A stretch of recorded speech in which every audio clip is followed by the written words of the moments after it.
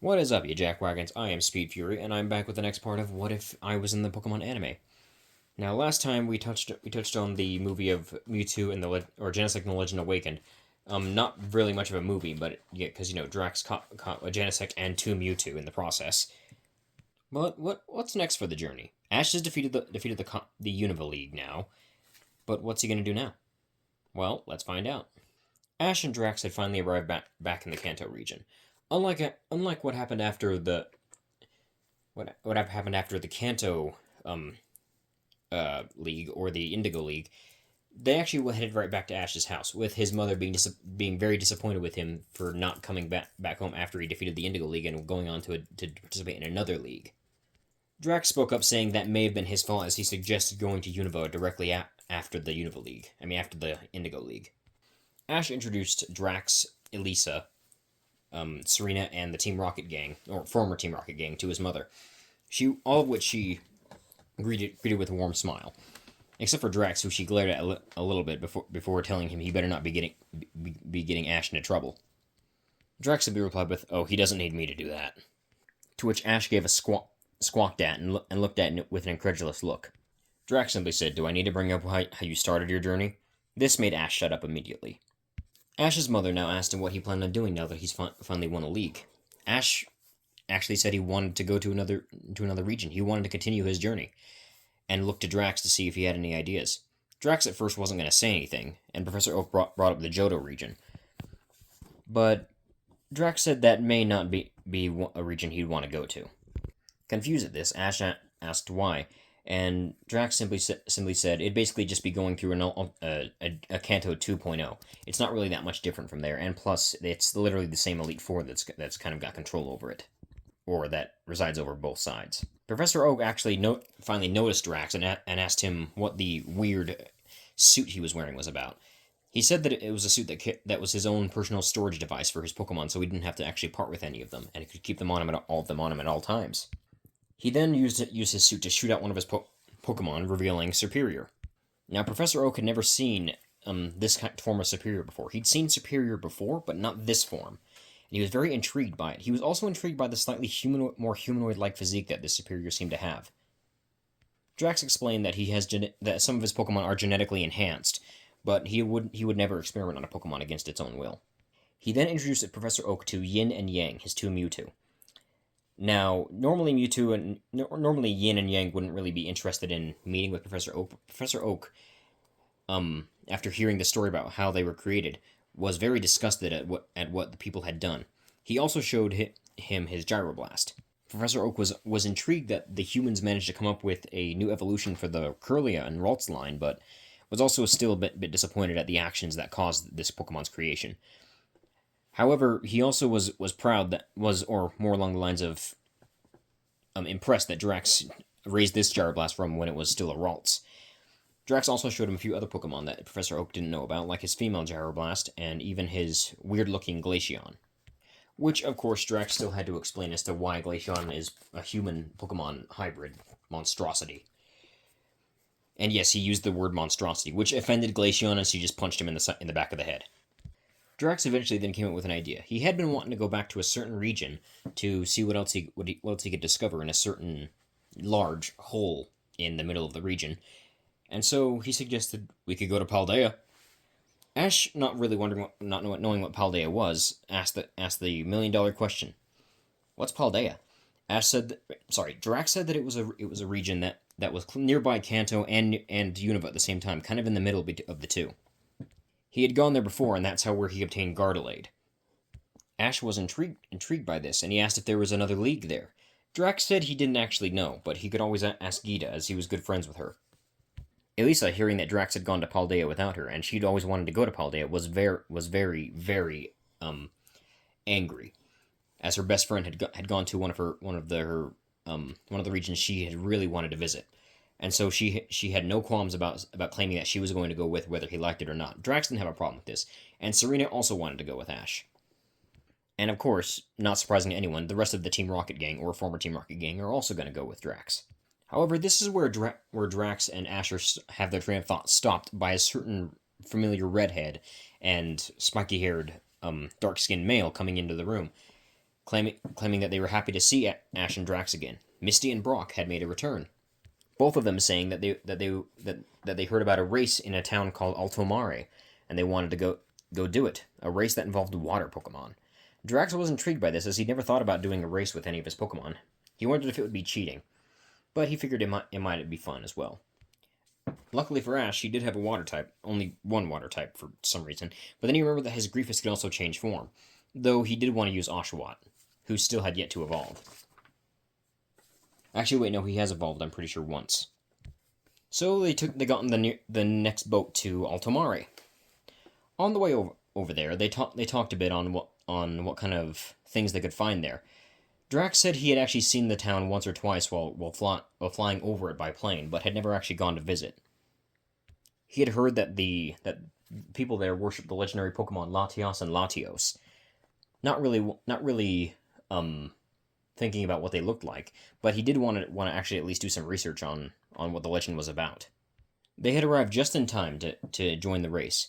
Ash decided to, of course, use his Dewott. Misty used her Corsola. Brock did not participate, but Drax did. And right now, Serena doesn't have any Pokemon because she was kind of kidnapped from her home by Arceus, so... And none of the Team Rocket members have a Water-type Pokemon, so they aren't participating. Drax eventually decided on what Pokemon to use. He decided on using his female Gyroblast, as she was already most of the time in her Water-type form. She'd be perfect. Instead of holding the rope in her mouth like everybody else would, because of the fact that she's more human-looking than the other Pokemon are, like even if she wasn't like part human, because all Gyroblasts are part human, she would still look more human.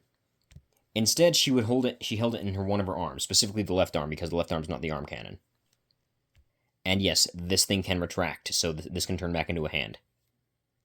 Her crab legs extended out and locked onto her feet like skis, while the backs of her calves opened up and two what looked like exhaust pipes came out. Drax looked at Griefus and said he didn't know she could do that. I mean, not Griefus, Gyroblast. Gyroblast responded with, "Most of my body is metal, so of course I have some upgrades you don't know about. Or that aren't really considered useful for battle, but hey, this gives me a chance to use my rocket boosters." Ash and Misty looked over at Drax and claimed that's cheating. Drax said, "How is it cheating when our Pokemon's using everything she can to win? It doesn't say that she can't use her rocket boosters in the rules, does it?" Misty and Ash grumbled at this, knowing that they were going to have to actually try to compete for second place instead of first. Like in the normal movie, and yes, this was taking place in the Pokemon Heroes movie. Team Rocket is actually eating right now, but unlike in the original, where they actually end up getting losing their meal, Drax gives them a heads up ahead of time, and Meowth puts up a protect to stop any of the water from hitting. Meowth isn't as useless in this version. None of Team Rocket are. Now, of course, like in canon, Latios and Latios are paying attention, are watching the race. More Latios than Latios. However, Latios is not paying attention to Ash this time around. She's paying attention to Drax. Latios, on the other hand, is actually paying more attention to Ash. Now, normally Latios would be more concerned about keeping him and his sister hidden, but the way Ash talks to his Pokemon and the way the Pokemon seems to be responding to him as though they were having a conversation while the race was going, was intriguing him.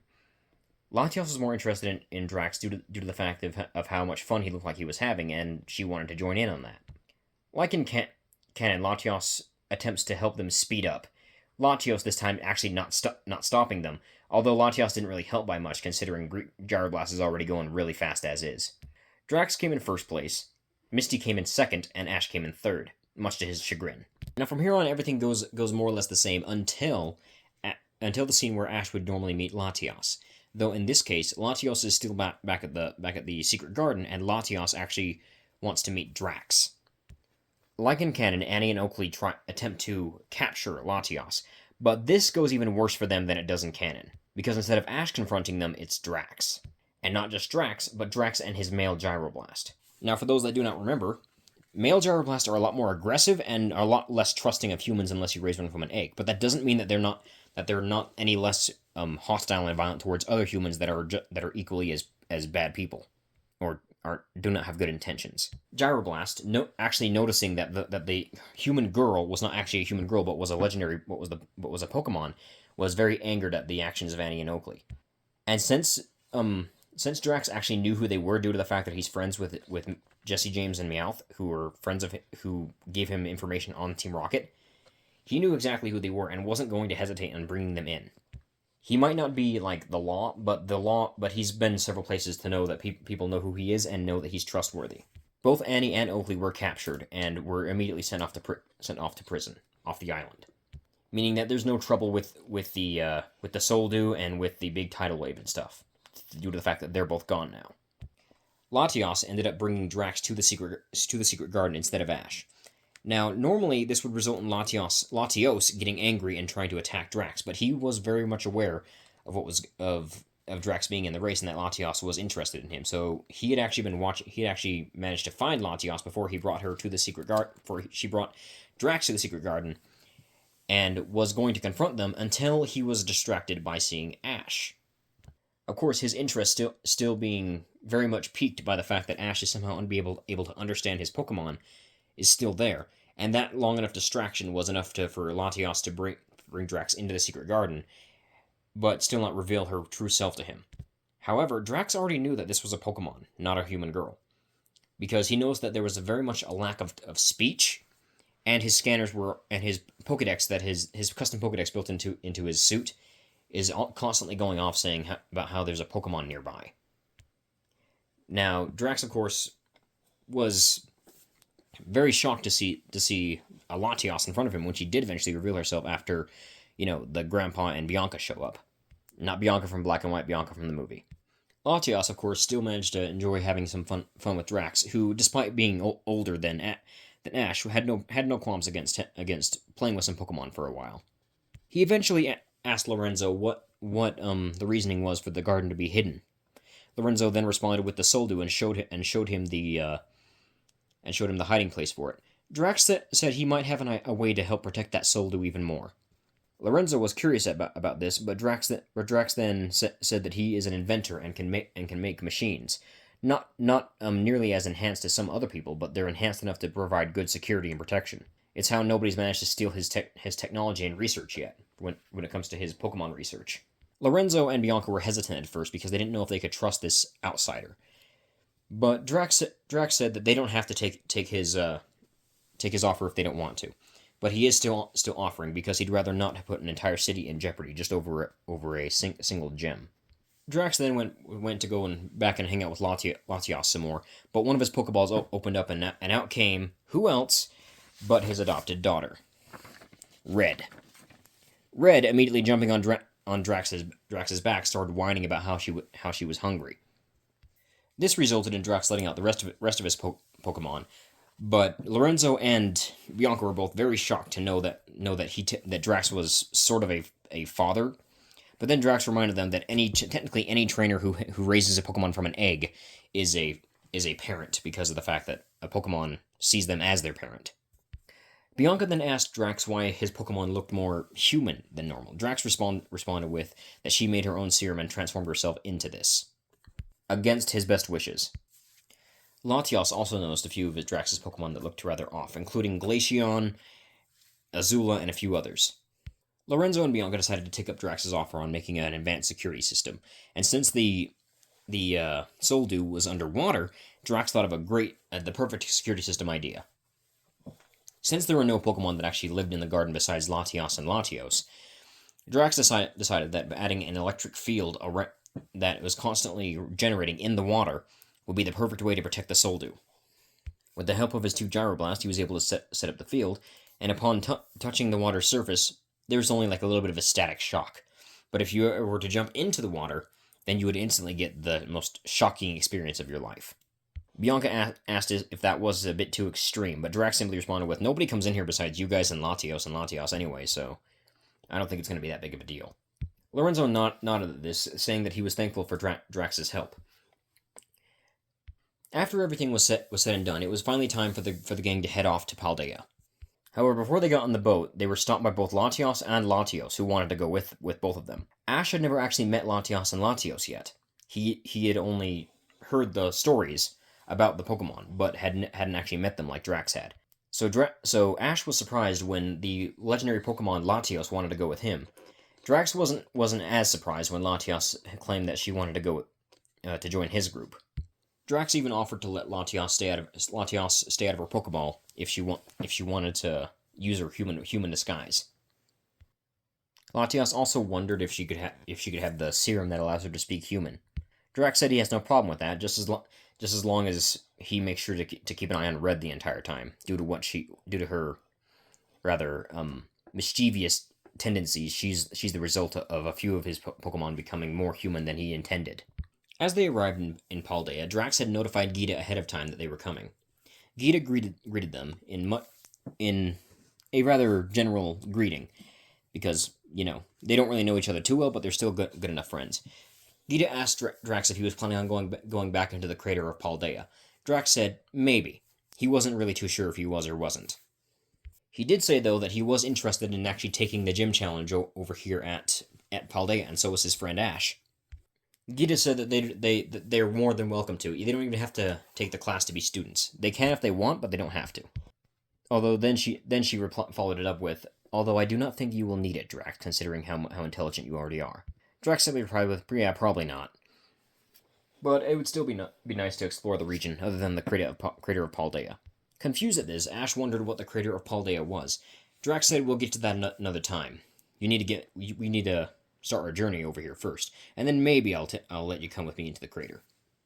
I'm not too sure about Serena, though, considering she doesn't have any Pokemon at the moment. Hearing what Drax said, Gita immediately walked over to Serena and said, "We can't have that now, can we?" and gave her an option of choice between the 3 starters of Paldea. Serena, not expecting this, but was still happy at the offer, took a minute to decide before deciding on Sprigatito. Now, why am I having her pick Sprigatito instead of another Fire-type Pokemon? Well, knowing how Serena is in the anime, I think she would probably choose Sprigatito over the other two, mostly because it's cuter than the other two are. Plus, when there are a few starters I think have a lot in common, and specifically Litten, Fennekin, and Sprigatito are, I think, the ones that Serena would probably choose more often. More often the latter and the former, because Litten's probably going to be less of a choice considering what it evolves into, and Serena's all about cute Pokemon, so... The group was currently on Poco Path, as they were on their way to a nearby lighthouse, and to the next Pokemon Center, which wasn't too far away from there. However, on the way, both Ash and Drax noticed 2 objects coming in from the sky, looking like they were on a collision course down to a nearby beach. Both Drax and Ash immediately headed over there to see what was going on, and saw 2 Pokemon lying on the beach, both battered and bruised. They both looked very similar, but had very obvious differences between the two. One looked like it was a steel type, and the other looked more like it could possibly be a fighting type or even a dragon type. Maybe they were both dragon types. They both looked like some kind of lizard. Both Drax and Ash immediately went down to go check on the Pokemon to see if they were okay, luckily stopping a bunch of Houndour from harassing the injured Pokemon. It was when they got closer to the 2 Pokemon that they realized how similar they actually were. In fact, they almost looked like they were exactly the same Pokemon, just, well, different forms maybe. I don't know. The one Drax had more interest in was the one that appeared to be made of metal. It had what looked like a digital eye. It looked more robotic than actually Pokemon. It looked kind of similar to how Gardlade was before her upgrades. Ash, however, thought the other one looked really cool with all the feathers on its body and the overall cool appearance that it had. Drax reached into his backpack and pulled out a sandwich. Now, this isn't the same sandwich that the protagonist's mother makes in the game. This is a sandwich that Drax made, a sandwich that he came up with himself. He calls it the pizza sandwich. And yes, it's an actual sandwich I know how to make too, because I made it up. It's really good. Hoping that this metal Pokemon, or this robot, was actually capable of eating, he handed it to the Pokemon. The Pokemon, surprisingly, was able to eat and chomped it down in only about a couple bites. Drax made sure all of his fingers were still in his hand afterwards. Ash did something similar with a bowl of Pokemon food. He wasn't really all that good at making food, so... The 2 Pokemon were thankful and decided to help them out of the now what is essentially a cliffside into a beach that really has no opening besides a cave. On their way through the cave, they ran into a bunch of Houndour and 1 Houndoom, but they were able to take care of that rather easily, and eventually made it back up to the opening that was nearby the lighthouse. After arriving outside of the cave, both Pokemon collapsed in tiredness, seeming as they did not have all their strength back. Drax decided to assist the other Pokemon by essentially trying to help it stand a bit more. Eventually, it was able to stand up on its own, and both Pokemon made a beeline for the lighthouse. which was rather shocking to Drax, as they just came out of the sky, so maybe they were actually going to the lighthouse the whole time? Upon arriving at the lighthouse, they saw a boy with rather curly but well-kept hair. The boy in question noticed the two Pokemon and seemed to get a little bit irritated. He began scolding the Pokemon, or something along those lines, as another man came out of the lighthouse. This man was covered in what looked like a lab coat and had what looked like a futuristic themed outfit on. He also had a rather interesting haircut and a very chiseled jawline, which was surprising to Drax. As why was he dressed? Was he dressed to be a scientist, or was he dressed to impress somebody? The man and boy introduced themselves as Professor Turo and Arvin, saying that these two Pokemon were from the creator of Paldea, which actually explained a lot to Drax. Drax then asked what they were doing here, and Professor Turo, as the other man introduced himself as, said that these two Pokemon must have escaped from something. He then looked at the creator of Paldea in worry, which Drax noticed and asked what was up. I had to go and take care of something. Anyway, after Drax asked Turo what was wrong with what he was looking at and what he was worried about, Turo explained that he and his wife both had done research in the crater, and his wife was currently at the crater and wondered if she was okay after what happened. Arvin muttered under his breath that his mother never actually leaves the crater, just stays there the entire time. At least his father had the decency to spend time with him, even if his mother didn't. Turo then paid attention to the kids in front of him and Drax, who's a young adult, and greeted them as Professor Turo, and then introduced them to his son Arvin. He said that these two Pokemon were actually theirs, but seeing as they had somehow gained a little bit of an attachment to Ash and Drax, they decided to let them keep them, as they already have two others back at the lab in Area 0. Drax wanted to protest at this, but Turo simply said, "Think nothing of it, as there are still plenty more that we can do research on." Arvin then spoke up, saying, "It doesn't seem like these guys are really much for fighting at the moment anyway." Professor Turo then provided Ash and Drax with the Pokeballs of said Pokemon, saying that the one Drax was with was named Miraidon, and the one that Ash was with was Koraidon.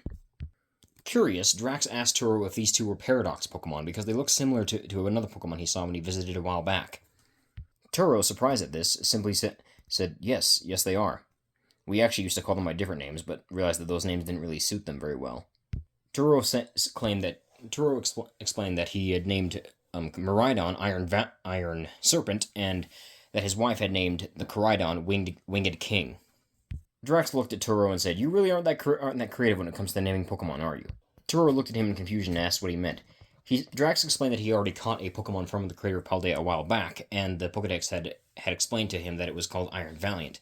Now that he knew who was responsible for naming those Pokemon, he was a bit disappointed in the lack of creativity that Turo had. He literally named all the futuristic-looking Pokemon Iron something.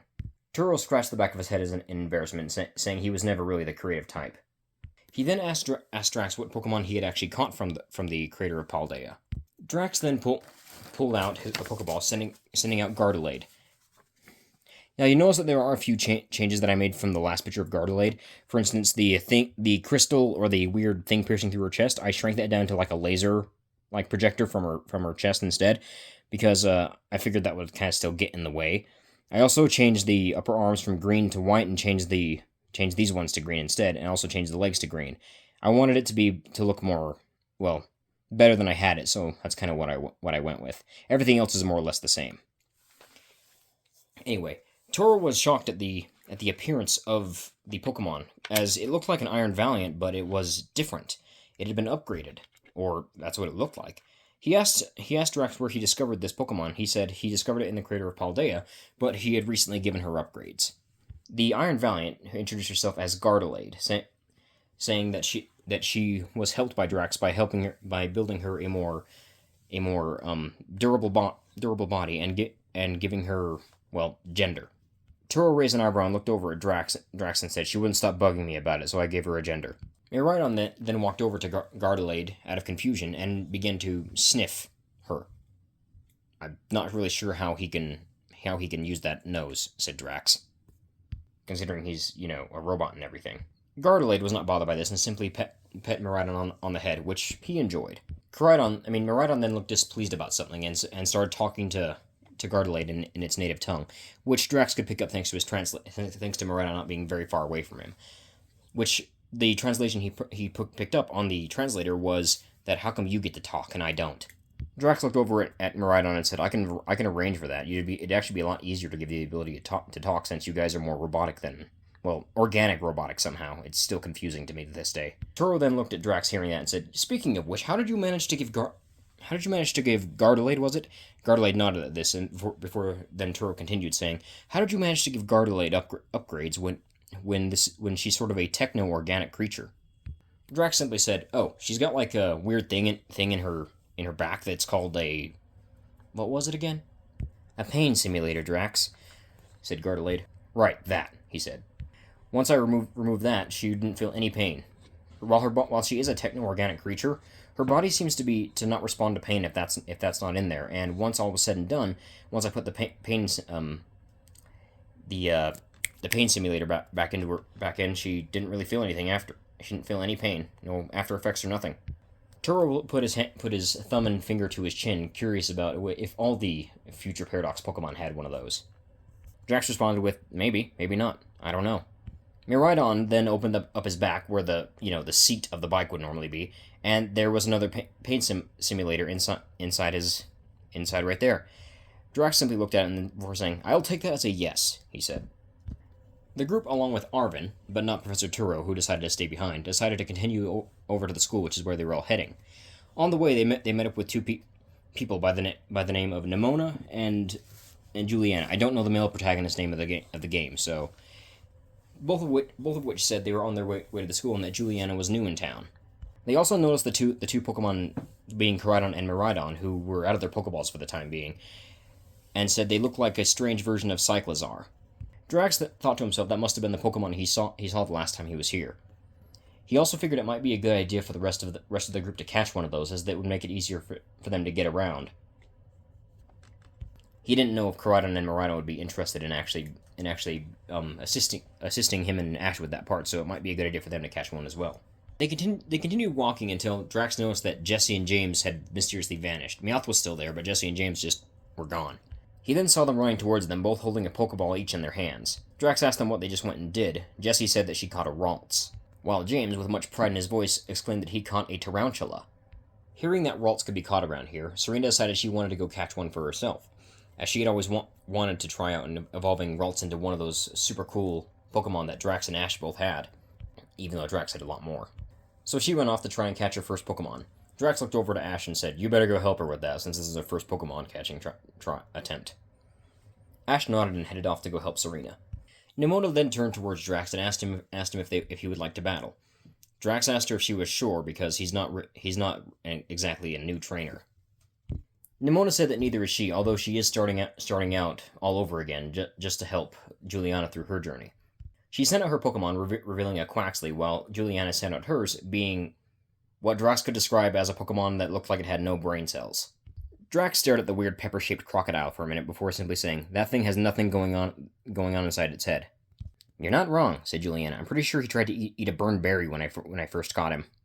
Drax agreed to the battle and decided to use one of his Pokemon that hasn't had as much fighting time battling in Pokemon battles, which would be Red. Now, Red has done plenty of training, but she's never actually done a full-on actual battle with someone, so she was excited for her first Pokemon battle. Nimona called out for Sprigatito to use Leafage. Unfortunately, for the first time, this is the first time that she's ever done this, Red immediately changed form into her Grass-type form. Drax had never actually seen Red use her other forms yet, so was kind of surprised and a little bit intrigued by how much different her clothing and even her hat was compared to her normal appearance. She seemed to be wearing more of a poncho over her shoulders, and her hat looked more like a sombrero than a witch's hat. She also had two of those arm tentacle things instead of one. The Leafage hit Red, but unfortunately didn't really do much. Red followed up with a move that she called Grassy Punch, with all four of her hands. Yes, these ones too. This instantly knocked out the Sprigatito, and Red was kind of disappointed at the lack of an actual challenge. Nimona just stared for a minute before exclaiming that he wasn't kidding when he said he was experienced. Drax then replied with, "It's more like Red's overdone it with training." After the battle, Red reverted back to her regular form, being the red and green colored version that we've all been very used to. And they continued on their journey. On the way up the path, Drax actually noticed a small berry Pokemon that he had actually not seen yet. Now, he knew that there were tons of Pokemon that he had yet to actually encounter, but he didn't know what this one was. So he pulled out his Pokedex and read it as Bound Sweet, the berry Pokemon. Interested about what this Pokemon may potentially evolve into, and for once, possibly not getting a Pokemon that ends up being a mischievous little prankster that he has to deal with, he decided to catch it. He would live to regret that catch later. Eventually, Ash and Serena met back up with the group, with Ash exclaiming that Serena had caught a shiny Ralts, with Serena blushing at the praise that Ash was giving her. Ash also exclaimed that he had caught a weird ghost dragon thing called a Dreepy. Immediately, both Nimona and Arven turned towards him, saying, "You went all the way down to the marshlands to go grab that?" Ash said it was actually nearby where Serena caught her Ralts, which isn't too far from here. Arven said, "Huh, must have wandered a bit too far away from the marsh." Eventually, the group made it to the school, and once they all entered, though, Nimona decided to show them the thing called terastallization, which wasn't really all that interesting to Drax, as he has the access to Mega Evolution, and to him that's more useful than terastallization seems to be. Also, the large crown thing on their head looks weird. However, everybody else was very impressed by it, but so Drax told to keep it. Drax pretty much kept it to himself. Nimona gave everybody else a Terastallize orb in case they ever decided to use it. Even Drax, who she knew wasn't really all that interested in it, but he was still thankful for the gesture. On the way over to the stairs, they saw a girl that was being bullied by two others. The girl in question had blue and red hair at the same time, and was not wearing the school uniform like the other kids were. Even these two kids that were bullying her were also wearing a more not as neat version of the school uniform. Drax decided to do something about this and sent out Titana, his Alpha Lopunny, who with a single glare caused the two students to run for their lives. The girl said that Drax didn't need to do that, but still thanked him anyway. The girl introduced herself as Penny and said how she liked Drax's backpack. Drax responded saying hers isn't bad either, considering he has an evolution himself and is very fond of the Pokemon in general. He said that she has good taste. They all then realized that they were going to be late for the opening, which was essentially the opening ceremony, so they all headed inside. Even though Drax and the rest of his group that were traveling together weren't going to actually go to the school, they were still going to be allowed to participate in the gym challenge, which Drax was thankful to Gita for. After the opening ceremony, they all decided to head out on their journeys, but were stopped by Arven, who asked if they were willing to help him with a little something he planned on doing.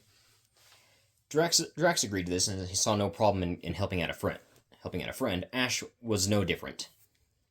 They were both planning on challenging the gyms anyway, and doing this could also help out with their training. Nimona was all too happy to hear that they were going to be doing the gym challenges, and was excited to battle Drax again, and maybe even Ash, because she didn't know what he was capable of. Right before Drax was about to head out with the rest of his group, both Koraidon and Miraidon popped out of their Pokeballs, and were offering for Drax and Ash to get on their backs. Drax was a little bit surprised that they were willing to let them ride on their backs, but he decided to jump on, and now it was easier for him to get around, as well as Ash. However, Drax then remembered that he actually had a bunch of other people that were going with them and were not able to actually have their own ride Pokemon. Brock, however, pulled out a Pokeball and sent out his Steelix, who then lowered its head for him to get on. Misty and the Team Rocket gang followed close behind, also jumping on Steelix, as he was able to carry more than one person, or more than two. However, Serena and Elisa jumped on Miraidon and Koraidon because there was more room for them on there. Elisa glared at Drax before saying, "You hit any bumps going at high speed and I'm gonna hit you in the face." He said, "Don't worry, I wasn't planning on it. And besides, I'm not the one driving, he is." He said, pointing down to the dragon. Opening up his map, which Arven had actually marked the locations where he was actually going to be taking care of the things that he needed their help with, Drax decided to actually go to the first Titan. He figured that he might as well help Arven first, and since his team was already kind of strong as is, he saw no problem in it. As they came to a rather desert area that was full of many different Pokemon, Drax noticed a small mushroom-looking creature, but on closer inspection, it was a rock. Drax said, "I thought I was playing Mario for a minute." He was coming upon the place with the Titan when he noticed something in particular, or heard something. He looked over to see what looked like two Pokemon fighting. No, they were sparring. The Pokemon in question was a tall purple Pokemon that had what looked like black skin and purple armor covering its body. It also had two flaming swords coming out of its hands. But the part that was intriguing him wasn't the fact that the Pokemon had flaming swords. It was the fact of what the Pokemon's appearance was. The Pokemon itself had very noticeable human-like features. He pulled up his Pokedex, and the Pokedex read while showing a picture of said Pokemon. Although the Pokemon on the screen was was slightly different from the one that he was looking at. The Pokemon was called Cerulege, but it looked like a regular version of itself, or what he assumed was a regular version. This Cerulege was clearly female and clearly also had human-like features. Curious, Drax drove Miraidon up to over nearby the Pokemon and noticed that the Cerulege was actually helping another Pokemon train, a smaller Pokemon that also somewhat had other human-like features, but also was still smaller. It looked like it was maybe its pre-evolution or something. Then it spoke in perfect human language. "You're letting your guard down," said the purple Pokemon with the flaming swords. The other Pokemon also began to speak. "Cut me some slack, I'm not used to this yet. I'm still trying to figure out what I want to evolve into." Drax wondered if this was another situation like with Eevee, how it can evolve into multiple different forms. He watched them battle for a bit longer before deciding to approach. The purple armored Pokemon noticed him, and immediately she was on guard. "Who are you?" she said with an intimidating glare. Drax held up his hands in the universal "I mean you no harm" gesture before simply asking, "I was just curious about well, your appearances." The Pokemon in question raised one of her eyebrows before her swords seemed to retract back into her body until they took on the form of flaming hands. "What do you want to know?" she asked. Drax asked them why they had obvious human features. The Pokemon introduced herself as Cerulege before saying that she was the descendant of a descendant of a Pokemon that had married a human once long ago. Drax was intrigued by this, as he had read a book saying how at one point Pokemon and human did marry one another, but it was hard for him to believe. But he guessed that this right here was living proof that it was true. She then introduced the small other Pokemon next to her and called her Charcadet. Drax replied saying it was nice to meet them, and wondered if they would be interested in coming along for the journey.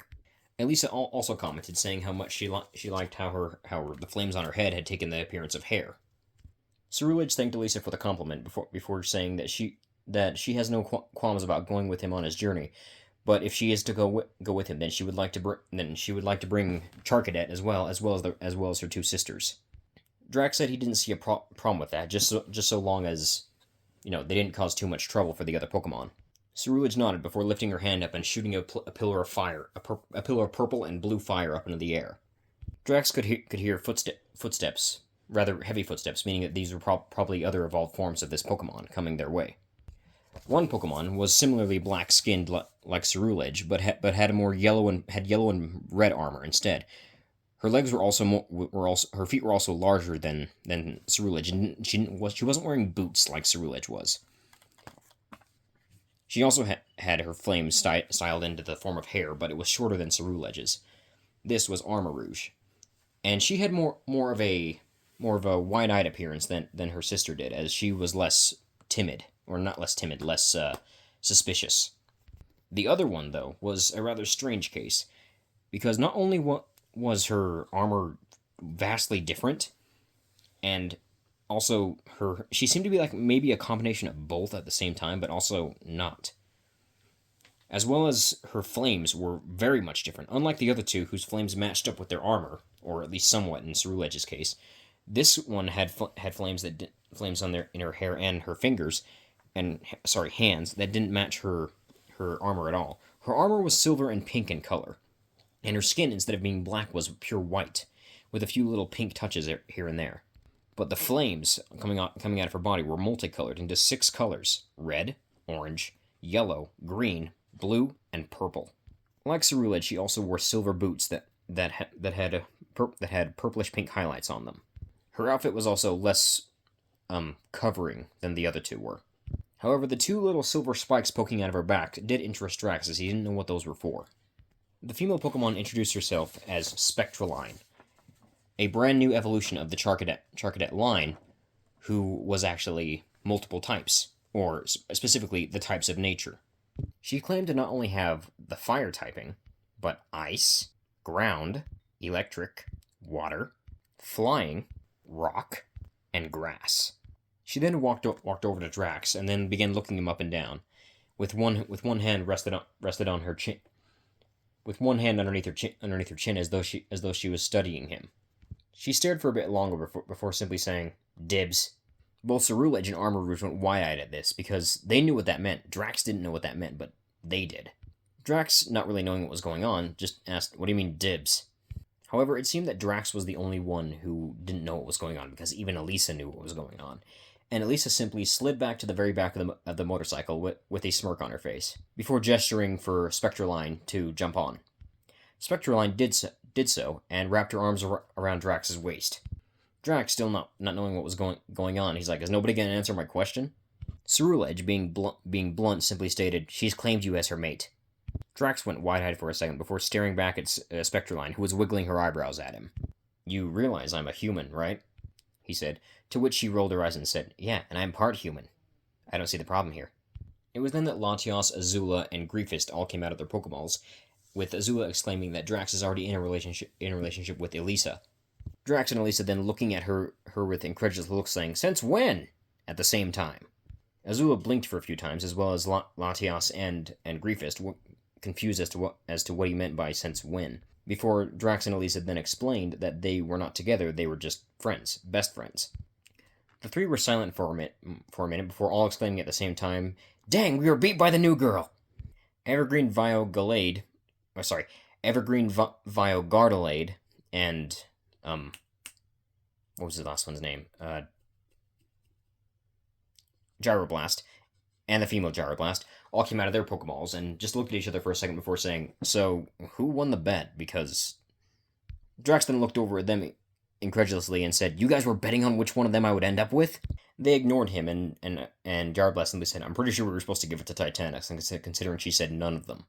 Titanic then popped out of her Pokeball and just gave her hands put out her hand in a gimme motion. The three Pokemon pulled out Pokepuffs and simply handed them over to Titanic, who then went back in her Pokeball. Drax then looked up at Arceus and said, "Was this part of your plan too?" A hyperspace hole opened up next to Drax, and Arceus's face could be seen on the other side, and he simply said, "It was not, but I will take credit for it." "Enjoy your new girlfriend," he said before the hyperspace hole disappeared. "I didn't agree to this," said Drax. The hyperspace hole then reappeared, and Arceus simply said, "You didn't ask for it, but all the others have one, so you get one too." Drax was confused at this before he said, "What other ones?" Meanwhile, in an alternate universe, a man with blue skin and black and gold spiky hair sneezed, alongside his girlfriend who had white skin and multicolored hair, who also sneezed. They both looked at each other before saying, "Someone's talking about us." Meanwhile, the hyperspace hole disappeared from Drax's vision and didn't come back. Drax simply saying, "Is nobody going to explain to me what he meant by that?" Everybody else, including Spectraline and Elisa, who were still on the bike with him, simply just shrugged because they didn't know either. Not getting any of his questions answered, Drax decided to just leave it be for now, and deal with the fact that now he had a Pokemon-human hybrid girlfriend. Spectraline commented, saying that he accepted that rather quickly, before he said, "You have no idea how much bullcrap I've gone through over this journey, and it's all because I met Ash, I'm pretty sure." Glaceon popped out of her ball and was sitting on top of Miraidon's head before saying, "I'm pretty sure it was actually after what happened to me," she said before then retreating back into her Pokeball. Drax grumbled as they arrived at their destination. Arven was waiting for them, and Drax immediately noticed the large crab hanging on the wall. Drax stared at it for a second before silently saying to himself, "That's a huge bitch." Arven greeted the group before noticing the weird-looking multicolored Pokemon hanging on to Drax's arm. Arven was about to say something, and before Drax said, "This is my new girlfriend, say hi." Arven just silently waved in a rather confused fashion before getting right down to business, saying how they needed to defeat the Titan to get to the Herba Mystica. Drax looked over at Spectraline before asking, "You think you can handle that thing?" She looked at him for a few seconds before saying, "You haven't caught me yet, and I'm not going to make it easy." However, before she had the chance to not make it easy, Drax immediately wrapped his arm around her waist, pulled out a Pokeball, and just bopped her on the head with it. She was so stunned and a little bit flustered that she ended up getting caught right away. He then opened the Pokeball and let her back out. She glared at him for a few seconds before saying, "That was a dirty trick." Drax simply shrugged with a smirk on his face before saying, You up for taking that thing down?" Spectraline smiled and said, "I gotta take my frustration out on something." The crab began to crawl up the side of the cliff and up to a higher part, so they all decided to head up there. Upon arriving, the crab got ready to fight them, and was immediately almost taken down in one hit by Spectraline, who was a lot more powerful than Drax thought she was. Then again, she did have multiple types in her arsenal. She probably just hit that thing with a grass type attack. He noticed that her right hand had actually turned into a hammer, or a vaguely hammer-shaped object, but instead of being multicolored like the rest of her fire, it was only green.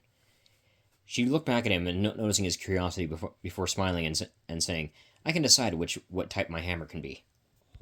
The crab, realizing how much trouble he was in, immediately ran down back to the lower side of the cliff and broke open the side of the cliff.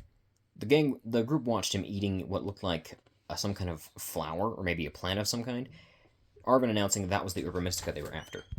Okay, and I'm back again because I had to go help my dad with something. Anyway, where was I at? Oh, yes. After defeating the Titan, Arvin and Drax decided to start to get to making sandwiches. Upon the word sandwich, Miraidon came out of his Pokeball. Spectraline was already out of her Pokeball and felt the need to stay close to Drax. After the sandwiches were finished being made, all four were given. Well, there were 5 on the plate, but 4 were given out to each of the people there, being Drax, Arvin, Miraidon, and Spectraline. The only one that was not given out to someone was a 5th sandwich that was made for some reason. Miraidon finished his rather quickly, while Drax and Spectraline were taking their time. Arvin wasn't eating as much as they thought he would. Spectraline finished her sandwich before Drax, and was about to ask Drax if she could have some of his, but he already started swallowing the last bit of his sandwich. She grew a little pout on her face, and Drax just gave her a cocky smirk. That was a mistake. Spectraline smiled and opened her mouth as a long multicolored tongue slid out of her mouth, and hung there for a minute. Drax's smirk dropped as he gazed at the tongue in front of him, not really sure what she was doing, until she tackled him off the rock he was sitting on. Arvin just stared at the scene going on in front of him. Spectraline then got up and sat back down on the rock she was sitting on before, while seemingly swallowing something. Drax got up a little bit later, a bit traumatized and wiping his mouth for some reason. "Why did it taste like Skittles?" he said. He then realized for a second. He looked over at Spectraline, who was still smirking at him. "Did you just steal the rest of my sandwich after I already swallowed it?" She only replied to this with a single smirk before walking out of the cave, with Drax following close behind her due to the fact that he was a bit still kind of weirded out by this whole situation, and a little bit irritated that he had his own sandwich stolen from him after he had swallowed it, somehow. He didn't know how that happened. Arvin could take a few guesses, and Miraidon was just there for the sandwich. But he decided not to think about it, and stayed behind to take care of something else. Drax met back up with the rest of his group, who were waiting nearby. They had watched him beat the crap out of the crab along with the Spectraline, and then watched him go in the cave. When he came out, he still had the rather disturbed look on his face.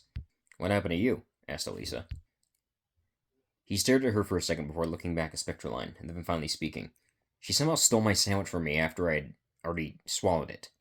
Ash looked at him puzzled and said, "How'd she do that?" Drax thought for a second and still shrugged his shoulders and said, "I don't know. I was dazed throughout most of the whole ordeal." "What ordeal?" asked Elisa. Drax walked over and whispered in her ear what had happened.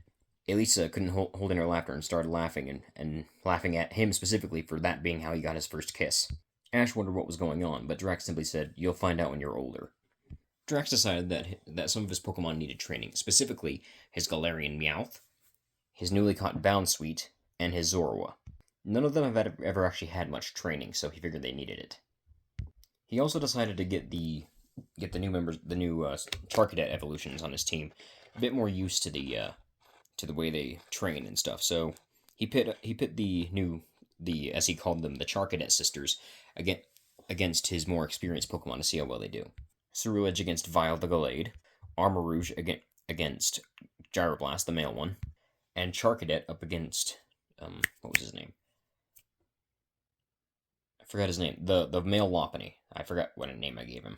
Ash was doing the same, with his Dreepy training against his Sylveon and his Hisuian Zoroark, both of which were taking it very easy on the little dragon.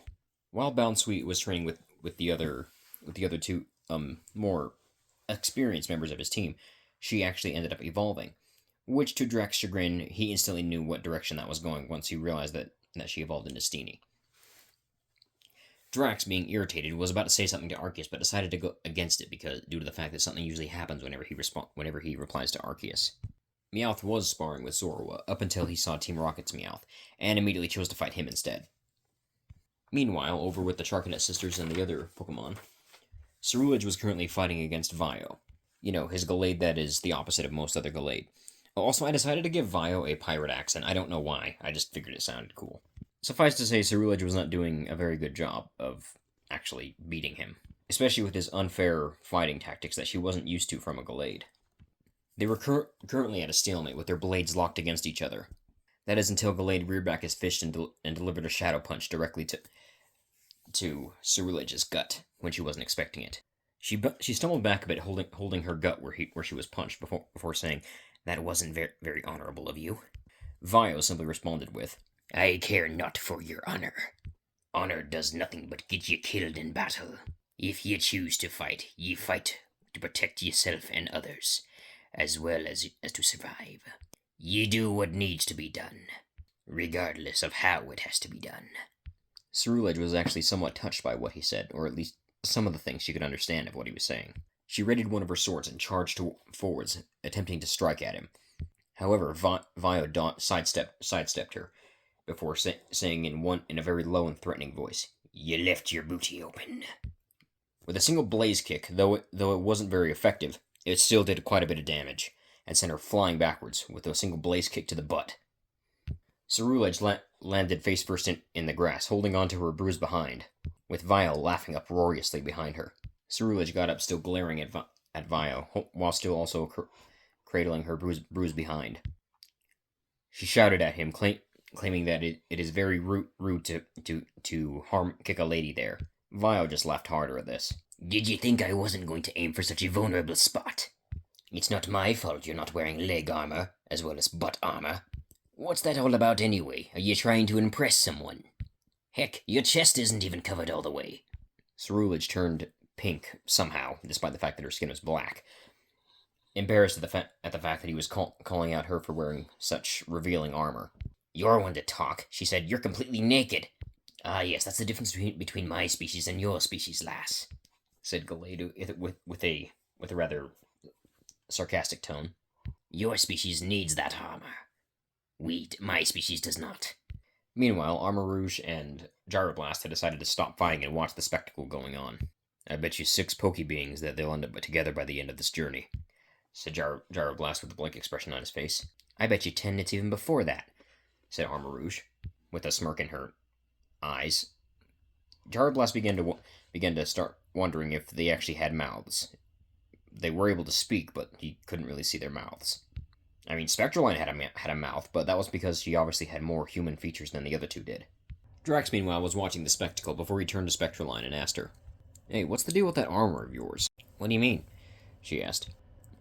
He explained how her armor is special, and his Pokédex only actually picked up two of the Pokemon that were there, being Cerulege and Armarouge, and of course Charcadet, but, that wasn't really important at the moment.